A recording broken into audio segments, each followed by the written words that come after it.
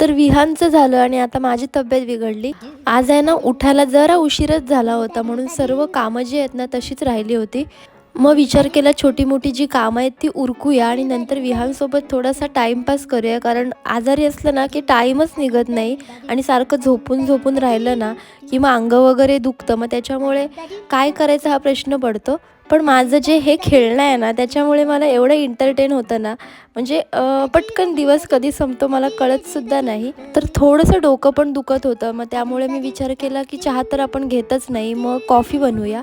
मग कॉफी बनवायला घेतली. तर मी किचनमध्ये आल्यावर विहानची लुडबुड तर चालूच असते, हे नेहमीचंच आहे. पण तो काहीच आज मला अक्षरशः काहीच करून देत नव्हता. मग पटापट अशी कॉफी बनवली आणि मस्तपैकी पिऊन घेतली. तर थोडं अनइझी वाटत होतं म्हणून थोडी फ्रेश झाले. म्हटलं थोडासा मूड चेंज होईल आणि नंतर विहानला पण आहे ना थोडंसं तयार केलं. तर आजच्यासाठी एवढंच. पुन्हा भेटू एखाद्या नवीन छोट्या व्हिडिओसोबत. तोपर्यंत बाय बाय.